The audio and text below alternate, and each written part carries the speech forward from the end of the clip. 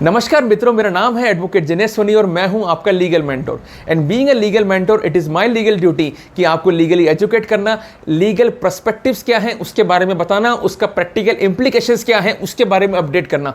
कारण क्या है कि हम सब भारतीय हैं, आपस में कनेक्टेड हैं, बट कनेक्ट होने के साथ साथ हम सही जानकारियाँ जो है ना तो प्राप्त कर पा रहे हैं और ना ही उनको स्प्रेड कर पा रहे हैं। कारण क्या है कि जो भी जानकारी हम प्राप्त करते हैं उसके सोर्सेज जो हैं वो डिफर हो सकते हैं।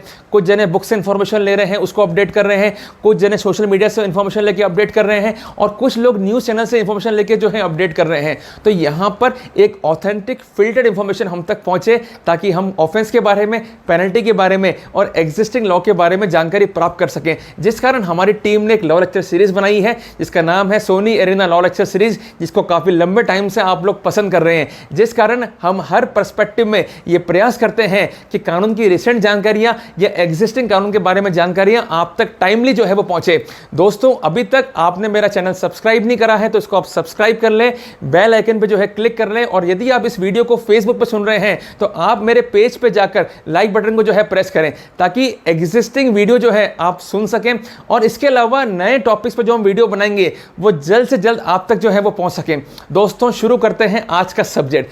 आज का सब्जेक्ट जो हम डिस्कस कर रहे हैं ये देश की जनता और देश में उपस्थित उन लोगों के लिए जो है काफ़ी इंपॉर्टेंट है जो ये सोचते हैं कि लॉकडाउन अगर ब्रेक कर देंगे तो सरकार हमारा क्या उखाड़ लेगी। दोस्तों, रिसेंटली मध्य प्रदेश और अन्य राज्यों में हमने देखा कि सरकार ने एनएसए कानून का जो है वो उपयोग किया। एनएसए मतलब नेशनल सिक्योरिटी एक्ट, राष्ट्रीय सुरक्षा अधिनियम, रासुका, जिसको हम शॉर्ट में बड़े ही प्यारे नाम से जो है जानते हैं। बट ये कानून क्या है, इसका प्रैक्टिकल इंप्लीकेशन क्या है, जानने के लिए इस वीडियो को पूरा देखें। और आपसे मैं एट द इंसेप्शन एक रिक्वेस्ट करूंगा कि आप एक कॉपी, एक पेन और एक पेंसिल जो है मेंटेन कर लें। जो इन्फॉर्मेशन आपको हम कन्वे करेंगे उसको आप नोट डाउन करें, अपना डाटाबेस तैयार करें, खुद भी इंफॉर्मेटिव हो, दूसरों को इंफॉर्मेटिव करें। साथ साथ इस वीडियो को सुनने के बाद इसको बंद नहीं करना है, अपनी इस उंगली का इस्तेमाल करते हुए इस वीडियो को आगे से आगे शेयर करना है ताकि मेरी बात आपके जरिए लोगों तक पहुंचे और लोगों को लगे कि आप ही वो व्यक्ति हैं कि जिनके जरिए या जिनके माध्यम से वो लीगल जानकारी जल्दी जो है वो प्राप्त कर सकते हैं। And that's why being a citizen now it's your obligation to spread this video to the maximum person. दोस्तों, अब हम जानते हैं कानून को। यहां पर मैं ब्लैक बोर्ड के ऊपर एक टर्म लिख रहा हूं, the THE, the national, NATIONAL, national security act 1980 important कानून है 1980 का। अगर हम सेक्शन 1 को देखें तो सेक्शन 1 में इस एक्ट का पूरा नाम जो है वो दिया गया है द नेशनल सिक्योरिटी एक्ट 1980। और इसके अलावा ये किस तारीख को इनेक्टमेंट हुआ या किस तारीख को ये प्रोनाउंस हुआ वो डेट भी जो है हमारे लिए इंपॉर्टेंट है, 27/12/1980। व उसके बाद से ये पूरे भारत पे जो है वो लागू हो चुका है। It extend to the whole India except Jammu and Kashmir, जो कानून में अभी तक लिखा हुआ है। इंपॉर्टेंट पर्सपेक्टिव है, हमें मालूम होना चाहिए, हमारी जानकारी में होना चाहिए। दोस्तों, हम सब भारतीय हैं, हम सब संविधान से गवर्न हैं और संविधान का आर्टिकल 19 यहाँ बड़ा ही महत्वपूर्ण है। ये हमें एक्सप्रेशन करने का अधिकार, अपनी फीलिंग्स को बताने का अधिकार, हमें मूवमेंट करने का अधिकार, हमें असेंबल करने का अधिकार, हमें प्रोफेस करने का अधिकार जो है वो प्रोवाइड करता है। पर ये अधिकार जो है वो एब्सोल्यूट नहीं है। In the interest of nation यहाँ सरकार रेस्ट्रिक्शन जो है वो इम्पोज कर सकती है। इसके अलावा आर्टिकल 22 भी जो है इंपॉर्टेंट है, जो बात करता है प्रिवेंटिव डिटेंशन की और हमारे फंडामेंटल राइट्स की। तो ये कानून जो है ये कमिटल कानून नहीं है। मैं एक एग्जांपल दूं कि यदि हम बात करते हैं आईपीसी, इंडियन पेनल कोड की, और हम कोई अपराध करते हैं तो अपराध कारित होने की स्थिति में, अबेटमेंट की स्थिति में या प्रिपरेशन की स्थिति में, जैसा भी यथास्थिति बनती है कानून के हिसाब से, तो हमें एज पर लॉ पनिशमेंट हो सकता है। पर यहां पर पनिशमेंट प्रिस्क्राइब नहीं है। इसका उद्देश्य क्या है कि क्राइम करने से रोकना, ये प्रिवेंटिव इन नेचर है। तो ये जो कानून बनाया गया है सरकार के द्वारा, इसका काम है कि क्राइम करने से आपको रोकना ताकि इनिशियल स्टेज पर ही उसका प्रिवेंशन किया जा सके। अब दोस्तों, बात करते हैं कुछ महत्वपूर्ण ऐसी टर्म्स की जिसकी जानकारी हमें होना आवश्यक है, जिसके अभाव में यदि मैं एक्ट को डिस्कस कर भी लूँगा तो आप किसी भी पर्सपेक्टिव में एक्ट को जो है वो नहीं समझ पाएंगे। सबसे महत्वपूर्ण बात है कि कंट्रोलिंग अथॉरिटी, कि किस किस को इस एक्ट में एम्पावर किया गया है कि वो आपके मूवमेंट को, आपके लिबर्टी को by the way of detention जो है वो रिटेन कर सके। तो जिस कारण एप्रोप्रिएट गवर्नमेंट, एक शब्द यूज हुआ है, एप्रो, APPROPRIATE, गवर्नमेंट, GOVERNMENT, जिसमें क्या इंक्लूड है, एक तो है सेंट्रल गवर्नमेंट, केंद्र सरकार, दूसरी है स्टेट गवर्नमेंट, और तीसरी है subordinate to the state government, जो कि यूजुअली है डिस्ट्रिक्ट मजिस्ट्रेट, जिसे हम कलेक्टर कहेंगे, या फिर कमिश्नर ऑफ पुलिस, COP। यहाँ पर हमें बात ध्यान में रखनी है कि अगर स्टेट गवर्नमेंट की यदि हम बात कर रहे हैं in perspective of union territories, तो जो उसका प्रशासन है, एडमिनिस्ट्रेशन होगा, वो भी इसमें इंक्लूड किया जाएगा। ये इंपॉर्टेंट पर्सपेक्टिव कानून का हमें समझना होगा। दोस्तों अब हम बात करते हैं सब्जेक्ट की कि किस किस व्यक्ति पर कानून लागू होगा और किस किस व्यक्ति पर कानून लागू नहीं होगा। दोस्तों हम सब भारत के नागरिक हैं, we are citizen of India, but यहाँ पर एक्ट की बड़ी विशेषता ये है कि इसमें फॉरेनर को भी जो है वो इंक्लूड किया गया है, जिस कारण यदि हम पर्सन की डेफिनेशन देखते हैं तो पर्सन में फॉरेनर को इंक्लूड किया गया है, पर पर्सन से हमारा मतलब क्या है, juristic person plus natural person. Juristic person में कंपनियां भी जो है वो कवर हो जाती हैं। यदि कंपनी अपराध कर रही है NSA के तहत, तो जो उसका ऑफिसर इंचार्ज है वो रिस्पॉन्सिबल होगा। इसके अलावा अगर नेचुरल पर्सन जो है ऑफेंस कर रहा है, तो उसकी दो कैटेगरी हमने बांट दी यहाँ पर। पहली बात, सिटीजन ऑफ इंडिया, भारत का नागरिक हो, नंबर 1, या सिटीजन ऑफ एलियन कंट्री हो, जिसे हम कहेंगे फॉरेनर। तो दोनों ही पर्सपेक्टिव जो हैं वो इम्पॉर्टेंट कानून में दिए गए हैं। यदि भारत का नागरिक है, फॉरेनर है या फॉरेन का रहने वाला है, दोनों पे ही एक्ट समान रूप से लागू होगा यदि इस एक्ट का इन्फ्रिंगमेंट वो लोग करते हैं तो। अब दोस्तों हम बात करेंगे सेक्शन 3 ऑफ NSA। सेक्शन 3 जो है काफ़ी इंपॉर्टेंट है। सेक्शन 3 सेंट्रल गवर्नमेंट और स्टेट गवर्नमेंट की पावर क्या है NSA में डिटेंशन की, उसको जो है वो स्पेसिफिक करता है। ये धारा जो है कई सब क्लॉजेस में जो है बटी हुई है, जिस कारण हमें इस पर्सपेक्टिव में ये ध्यान रखना पड़ेगा कि यहाँ पर स्टेट गवर्नमेंट, सेंट्रल गवर्नमेंट और गवर्नमेंट के सबऑर्डिनेट्स को भी इंक्लूड किया गया है as far as a power is concern. वो कैसे होंगी जानते हैं इस पर्सपेक्टिव में। दोस्तों इसमें सबसे महत्वपूर्ण बात जो डिफाइन इनिशियली की गई है वो है सेंट्रल गवर्नमेंट और दूसरी बात है state government.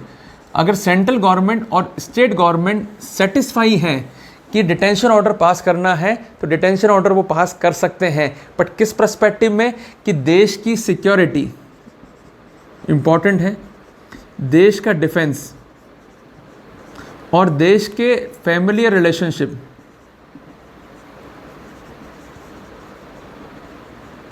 With a foreign country may be in danger. Important है ये, नोट कर लें आप। और माइट बी इंडेंजर्ड, दोनों ही बातें हैं, मे और माइट बी इंडेंजर्ड, और मे और might be prejudiced by any citizen of India by doing any act. That is very important perspective of the law. अब दोस्तों यहाँ पर क्लॉज भी जो है वो काफ़ी इंपॉर्टेंट है। कारण क्या है कि क्लॉज ए में हमने डिस्कस किया था कि जो NSA है ये लागू होता है भारत के नागरिक के ऊपर, जो स्पेसिफिक करता है कि यदि भारत का नागरिक अपने कृत्यों से जो कि देश की सिक्योरिटी, देश का डिफेंस और देश के संबंध जो कि पड़ोसी देशों से मैत्रिक हैं उन्हें अफेक्ट कर सकता है, तो वहाँ पर उसके प्रिवेंशन के लिए डिटेंशन ऑर्डर पास कर सकते हैं। यदि हम बात करते हैं क्लॉज बी की, तो ये लागू है फॉरेनर्स के ऊपर। इसमें दो बातें जो है लिखी गई हैं कि यदि उस फॉरेनर की प्रेजेंस जो कि इंडिया में है उसको रेगुलेट करना है, नंबर 1 जो इंपॉर्टेंट है इसको आप नोट कर लें, या उसका एक्सपल्जन करना है, तो वहाँ पर अप्रोप्रिएट ऑर्डर करके सेंट्रल गवर्नमेंट या स्टेट गवर्नमेंट उस फॉरेनर को भी डिटेन कर सकती है। दोस्तों अब क्लॉज नंबर 2 जो है काफ़ी इंपॉर्टेंट है। क्लॉज नंबर 1 में हमने पढ़ा वो बात थी एक्सक्लूसिवली इंडिया के बारे में, जबकि क्लॉज नंबर 2 जो है ये स्टेट की सिक्योरिटी के प्रोविजंस को जो है वो इनकॉर्पोरेट करता है। इंपॉर्टेंट पर्सपेक्टिव क्या है कि वहाँ पर हमने 2 हिस्से पढ़े थे, जबकि यहाँ केवल एक ही हिस्सा है और एक स्पेसिफिक टर्म यूज़ की गई है पर्सन। जैसा कि हमने इनिशियली पढ़ा कि पर्सन में जो है वो 2 बातें इंक्लूड है, भारत का नागरिक भी इसमें इंक्लूड है और फॉरेनर भी जो है वो इंक्लूड है। सबसे इंपॉर्टेंट बात क्या है कि यदि किसी पर्सन के कार्य से स्टेट की सिक्योरिटी, नंबर 1 इसको आप नोट कर लें, या स्टेट के पब्लिक ऑर्डर का maintenance, public order maintenance important term है, इसको आप नोट कर लें, या स्टेट में सप्लाईज या सर्विसेज किस बात की है जी, of essential to the community affect हो जाए, तो वहाँ पर सब क्लॉज 2 की पावर एक्सरसाइज करते हुए सेंट्रल गवर्नमेंट या स्टेट गवर्नमेंट उस व्यक्ति के डिटेंशन का ऑर्डर पास कर सकती है। दोस्तों यहाँ पर सब क्लॉज 3 जो है वो काफ़ी इंपॉर्टेंट है। सब क्लॉज 3 जो है ये स्टेट गवर्नमेंट को एम्पावर करता है कि अपनी पावर्स को किसी सबऑर्डिनेट को वो कन्वे कर दे या अपनी पावर्स को वो डेलीगेट कर दे। ये एक इंपॉर्टेंट पर्सपेक्टिव है जो कि हम प्रशासनिक विधि एडमिनिस्ट्रेटिव लॉ में बीइंग अ लॉ स्टूडेंट जो है वो पढ़ते हैं। दोस्तों सब क्लॉज 3 को यदि हम देखें तो state government by the way of order अपनी पावर को डिस्ट्रिक्ट मजिस्ट्रेट, जहाँ पर डिस्ट्रिक्ट मजिस्ट्रेट है इंपॉर्टेंट है, या कमिश्नर ऑफ पुलिस को COP को जो है वो कन्वे कर सकती है। ऐसा कोई ऑर्डर यदि पास किया जाएगा तो ये 3 महीने के लिए फोर्स में रहेगा, इंपॉर्टेंट है, पर उससे अधिक नहीं हो सकेगा। बट ऐसे ऑर्डर को यदि एक्सटेंड करना है तो एक फ्रेश ऑर्डर पास कर सकती है स्टेट गवर्नमेंट, या लगातार जो है वो ऑर्डर पास कर सकती है। और जब भी कोई ऑर्डर पास होगा तो उसकी मियाद केवल 3 महीने ही होगी, उससे ऊपर इस ऑर्डर को एक्सटेंड नहीं कर सकते हैं। दोस्तों यहाँ पर सब क्लॉज 4 जो है काफ़ी इंपॉर्टेंट है। डिस्ट्रिक्ट मजिस्ट्रेट या कमिश्नर ऑफ पुलिस के द्वारा ऐसे किसी आदेश के तहत डिटेंशन किया जाता है तो वहाँ पर इनकी ये ड्यूटी है कि इस ऑर्डर को ये स्टेट गवर्नमेंट को फॉरवर्ड करेंगे। इम्पॉर्टेंट जो है सब्जेक्ट है हमारे जानने के लिए। और ऐसा कोई ऑर्डर जो है 12 डेज से ज़्यादा फोर्स में नहीं रहेगा अगर पास किया गया है, unless it is approved by the state government. ये किसी व्यक्ति की लिबर्टी को ध्यान में रखते हुए प्रोविजंस को जो है वो इनकॉर्पोरेट किया गया है। यदि किसी व्यक्ति को उसके ग्राउंड्स ऑफ डिटेंशन कम्युनिकेट नहीं किए गए हैं तो उसको 12 दिन से अधिक कस्टडी में नहीं रख सकते हैं, until and unless such detention is approved by the state government. यहाँ पर एक प्रोविजन जो है काफ़ी इंपॉर्टेंट है कि यदि ग्राउंड ऑफ डिटेंशन जो है वो कम्युनिकेट कर दिए गए हैं 5 दिन बाद और 10 दिन से पहले, तो वहाँ पर 12 दिन जो है वो 15 डेज मानकर पड़े जाएंगे। ये एक इंपॉर्टेंट पर्सपेक्टिव जो है वो कानून का है जो कि हमें समझना है। दोस्तों जब भी ऐसा कोई ऑर्डर फॉरवर्ड किया जाएगा by the concern district magistrate by the concern commissioner of police, तो वहाँ पर किस ग्राउंड पर वो सेटिस्फाई थे ऐसा ऑर्डर पास करने के लिए, उन्हें उन ग्राउंड्स को भी जो है वो कम्युनिकेट करना पड़ेगा। और जैसा ही ऐसा कोई अप्रूवल स्टेट गवर्नमेंट से मिलता है तो अप्रूवल की स्थिति में स्टेट गवर्नमेंट की ये ड्यूटी है कि फर्दर कम्युनिकेशन जो है ये सेंट्रल गवर्नमेंट को करेगी कि ऐसा ऑर्डर जो है अप्रूव किया गया है और हमारे ये ग्राउंड्स जो थे वो सेटिस्फेक्शन के थे और ये कार्रवाई जो है ये 7 दिन में पूरी करनी है। यदि स्टेट गवर्नमेंट ऐसा नहीं करती है तो वहाँ पर पूरी प्रोसीडिंग्स रिटेंशन की या डिटेंशन की इलीगल हो जाएगी। सबसे इंपॉर्टेंट बात यह है कि डिटेंशन ऑर्डर का एग्जीक्यूशन किस प्रकार जो है वो किया जाएगा। सबसे इंपॉर्टेंट पर्सपेक्टिव इस संबंध में सेक्शन 4 में जो है प्रोविजन इंकॉर्पोरेट किए गए हैं। सेक्शन 4 जो है 2 बातें लिखता है। पहली बात तो अरेस्ट वारंट और दूसरी बात सीआरपीसी में अरेस्ट वारंट के एग्जीक्यूशन के लिए अलग से प्रोविजंस दिए गए हैं। जैसे प्रोविज़न अरेस्ट वारंट के एग्जीक्यूशन के लिए दिए गए हैं वो सारे प्रोविज़न डिटेंशन ऑर्डर के एग्जीक्यूशन पर लागू होंगे और उसी रूप में जो है कंसीडर किए जाएंगे। दोस्तों यहाँ पर सेक्शन 5 जो है काफ़ी इंपॉर्टेंट है। यदि किसी ऐसे व्यक्ति पर डिटेंशन ऑर्डर जो है एग्जीक्यूट होता है तो उसको किसी पर्टिकुलर प्लेस पे जो है वो डिटेन कर सकते हैं, कन्फाइंड कर सकते हैं, इंपॉर्टेंट है।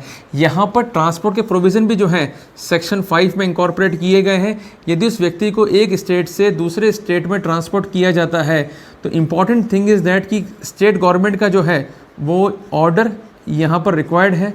और दूसरी इंपॉर्टेंट बात कि एक स्टेट से दूसरे स्टेट में है तो सेकंड स्टेट की कंसेंट भी जो है वहाँ पर रिक्वायर्ड है। तो इसका मतलब हम ये कह सकते हैं कि यदि किसी व्यक्ति को डिटेंशन ऑर्डर के तहत कन्फाइन कर रहे हैं तो उसे किसी भी प्लेस पर रख सकते हैं। यदि किसी स्टेट के अंदर ही ट्रांसपोर्टेशंस करना है तो वहाँ पर स्टेट गवर्नमेंट का ऑर्डर जो है वो रिक्वायर्ड है। यदि हमें स्टेट को चेंज करना है तो जिस स्टेट में लेके जाना चाह रहे हैं उस कंसेंट स्टेट की भी हमें कंसेंट चाहिए। It is very much essential and required as per the law. दोस्तों जैसा कि हम जानते हैं कि डिटेंशन ऑर्डर केवल 3 लोग ही जो है वो पास कर सकते हैं, central government, state government and the subordinate officials to the state government, जो कि सब क्लॉज 3 सेक्शन 3 में जो है वो ऑथराइज हैं।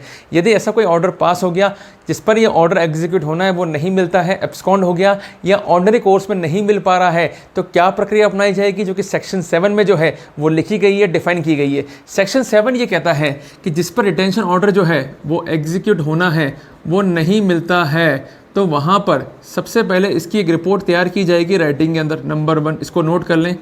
इस रिपोर्ट को कंसर्न मजिस्ट्रेट को जो है वो फॉरवर्ड किया जाएगा जिसके क्षेत्राधिकार में वो व्यक्ति रिसाइड करता है। इम्पॉर्टेंट कंसेप्ट हैं जिसको हमें समझना है, जो कि सेक्शन 82 से लेकर 85 तक प्रोविज़न जो सीआरपीसी में दिए गए हैं उसकी प्रक्रिया जो है अपनाएगा to ensure his presence, that is very important.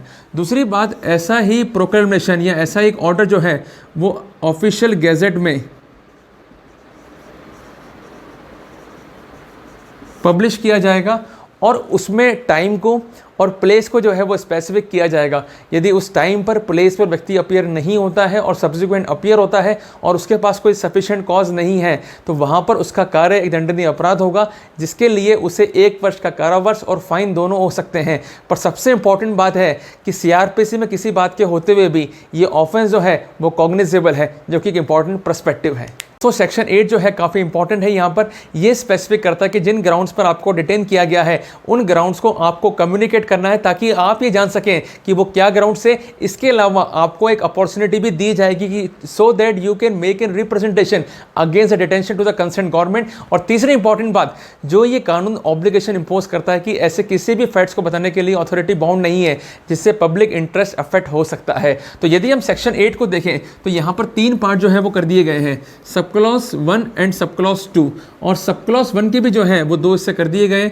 सबसे इंपॉर्टेंट बात, 5 दिन में जो है वो ग्राउंड्स कम्युनिकेट करने हैं डिटेनी को कि जिनके आधारों पर उसे डिटेन किया गया है, जिसे हम 10 दिन तक एक्सटेंड कर सकते हैं, बट ये एक्सेप्शनल सर्कमस्टेंसेज में होगा और इसके लिए रीजंस जो हैं वो स्पेसिफिक करने पड़ेंगे। दूसरी इंपॉर्टेंट बात कि उस व्यक्ति को एक अपॉर्चुनिटी भी देनी पड़ेगी कि आपको जिन आधारों पर डिटेन किया गया है आप उन आधारों के विरुद्ध जाकर एक रिप्रेजेंटेशन कंसर्न गवर्नमेंट को दे सकते हैं और डिटेंशन को जो है वो चैलेंज कर सकते हैं, जिसे हम कहेंगे अपॉर्चुनिटी, OPPORTUNITY। तीसरी इंपॉर्टेंट बात कि जिन ग्राउंड्स पर पब्लिक इंटरेस्ट अफेक्ट हो सकता है या अफेक्ट होने की संभावना है उन ग्राउंड्स को बताने के लिए अथॉरिटी कभी भी जो है वो बाउंड नहीं है और ना ही उसे बाउंड कर सकते हैं। दोस्तों यहाँ पर सेक्शन 10 जो है वो काफ़ी इंपॉर्टेंट है और सेंट्रल गवर्नमेंट पे ड्यूटी इंपोज करता है कि जब भी डिटेंशन ऑर्डर पास किया गया है, एग्जीक्यूट हो गया है, तो वहाँ पर डिटेंशन ऑर्डर के 3 वीक्स के अंदर अंदर यहाँ पर एक रिपोर्ट जो है सबमिट करनी है एडवाइजरी बोर्ड को, और उस रिपोर्ट के साथ साथ उन ग्राउंड को स्पेसिफिक करना है जिनके आधार पर डिटेंशन जो है वो रिक्वायर्ड माना गया है, नंबर 1। दूसरी बात, यदि कोई ज्ञापन या रिप्रेजेंटेशन डिटेनी के द्वारा दी गई है जिसके द्वारा डिटेंशन को चैलेंज करा है वो प्रोवाइड करना है। और इसके अलावा यदि डिटेंशन का ऑर्डर जो है सबऑर्डिनेट के द्वारा किया गया है और उसको through channel of state government जो है फॉरवर्ड किया गया है तो उसको भी जो है वो सबमिट करना है, जो कि इंपॉर्टेंट पर्सपेक्टिव कानून का है। दोस्तों यहाँ पर सेक्शन 11 जो है वो काफ़ी इंपॉर्टेंट है। ये एडवाइजरी बोर्ड का एडजुडिकेटिंग फंक्शन जो है वो स्पेसिफिक करता है। ऐसी किसी ज्ञापन के प्राप्त होने पर उसको स्क्रूटनाइज करेगी एडवाइजरी बोर्ड, और यदि ये मानती है कि डिटेंशन जो है वो इलीगल है तो वहाँ पर उस डिटेंशन ऑर्डर को रिवोक कर देगी। जैसे ही ऑर्डर करेगी वैसे ही उस व्यक्ति को जो है वो रिलीज़ करना पड़ेगा। यदि एडवाइजरी बोर्ड में मेंबर्स जो है ओपिनियन में बटे हुए हैं तो जो मेजोरिटी मेंबर्स हैं या जो मेजोरिटी में ओपिनियन है उसको ही ओपिनियन ऑफ बोर्ड मानी जाएगी। सबसे इंपॉर्टेंट बात है कि इस प्रोसीडिंग में वकील का, लीगल प्रैक्टिशनर का, प्लीडर का एक्सेस नहीं मिलेगा। और सबसे इंपॉर्टेंट बात कि जो भी रिपोर्ट होगी एडवाइजरी बोर्ड की, इट विल बी कॉन्फिडेंशियल। केवल ओपिनियन को जो है आप जान सकते हैं, बट इसकी प्रोसीडिंग्स क्या रही है, रिपोर्ट बनाते हुए या इसकी रिपोर्ट क्या रही है, उस बारे में जानकारी प्राप्त नहीं कर सकते हैं। दोस्तों अब हम बात करेंगे एडवाइजरी बोर्ड की पावर्स के ऊपर कि इनके पास पावर्स क्या है, कब तक इनको अपना फैसला जो है वो प्रोनाउंस करना है। तो सेंट्रल गवर्नमेंट जैसे ही एडवाइजरी बोर्ड को एक रिपोर्ट सबमिट करेगी along with all the document which were discussed by me, तो वहां पर उन डॉक्यूमेंट्स की स्क्रूटनी करनी है और डिटेनी को सुनने का अवसर वो प्रदान कर सकते हैं यदि वो उचित समझते हैं। तो यहां पर उसके बाद अपना फैसला या अपनी रिपोर्ट जो है वो 7 दिन में वापस सेंट्रल गवर्नमेंट को जो है वो सौंपनी है। उस रिपोर्ट में 2 बातें होंगी, डिटेंशन या तो लीगल माना जाएगा या डिटेंशन को इलीगल माना जाएगा। इस संदर्भ में एक विशेष कारण को और स्पेसिफिक रीजंस को जो है लिखना भी जो है वो अनिवार्य किया गया है ताकि ऑर्डर रिजॉल्व हो और उसके आधार पर डिटेनी ये जान सके कि क्या कार्रवाई हुई है और किस पर्सपेक्टिव में उसके डिटेंशन को लीगल या इलीगल जो है वो माना गया है। पर कानून की यदि हम बात करते हैं तो कानून में एक रेस्ट्रिक्शन भी जो है वो दी गई है कि यदि ऐसी कार्रवाई होगी तो वहां पर उस व्यक्ति को वकील का एक्सेस नहीं मिलेगा, एडवोकेट का एक्सेस नहीं मिलेगा, उसको अपनी कार्रवाई अपने स्तर पर ही करनी है।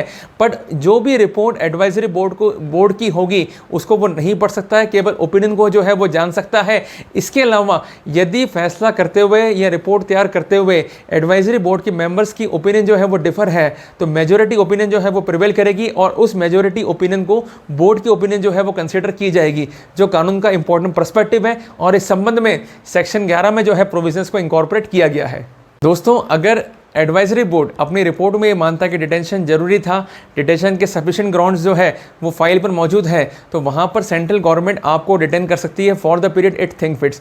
सबसे इंपॉर्टेंट पर्सपेक्टिव जो हम कानून का समझना चाहते हैं कि यदि एडवाइजरी बोर्ड की ओपिनियन नेगेटिव है और ये मानती है कि डिटेंशन आपका इलीगल है, तो उस समय ही डिटेंशन ऑर्डर को रिवोक करना पड़ेगा और उस कंसर्न व्यक्ति को रिलीज करना पड़ेगा। पर यहाँ पर सेक्शन 13 जो है इंपॉर्टेंट है। सेक्शन 13 ये कहता है कि ऐसा कोई भी ऑर्डर जो है ये 12 महीने से ज़्यादा नहीं होगा फ्रॉम डेट ऑफ डिटेंशन।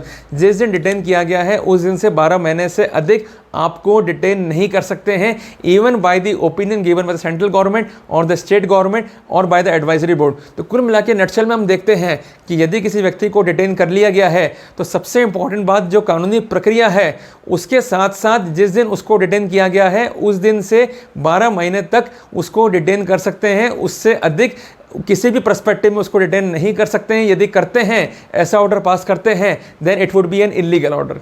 अब दोस्तों, सेक्शन 15 एनएसए की बात करते हैं।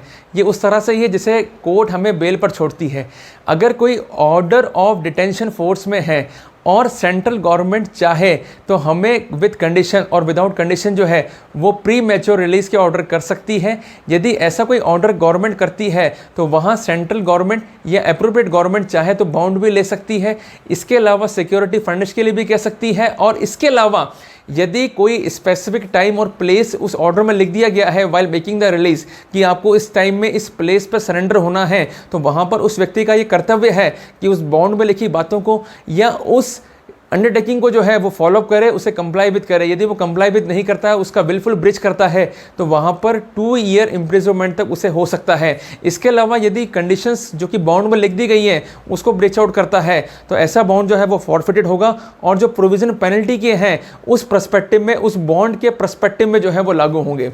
तो दोस्तों, आज हमने इस पर्सपेक्टिव में समझा कि सेक्शन 15 और रिलेवेंट प्रोविजन जो है वो कानून में क्या है जो सरकार को या एप्रोप्रिएट गवर्नमेंट को या कंसर्न डिस्ट्रिक्ट मजिस्ट्रेट या सेंट्रल ऑफ पुलिस को एम्पावर करते हैं कि वो कार्रवाई करते हुए किसी ऐसे व्यक्ति को, इवन भले ही उसमें फॉरेनर भी शामिल है, उसको डिटेन कर सकें और उन पर क्या क्या कार्रवाई हो सकती है, उसके प्रोसीजर क्या होगा, उसको वकील का एक्सेस मिलेगा या नहीं मिलेगा, उसे कार्रवाई जानने का अधिकार होगा या नहीं होगा। तो जिस कारण हमारा ये मैसेज आज के लेक्चर सीरीज के माध्यम से है कि ऐसा कोई कार्य ना करें जो सरकार के अगेंस्ट हो। यदि कोई कार्य आप सरकार के अगेंस्ट करते हैं और ऐसे किसी कानून से आपका पाला पड़ता है या ऐसे किसी कानून में आपको बुक किया जाता है तो कितनी कठिनाइयों का सामना आपको करना पड़ सकता है। तो आपने हमें सुना, thanks for the patience hearing, और भविष्य में नए टॉपिक्स पर आपके लिए लॉ लेक्चर लाने का प्रयास करेंगे।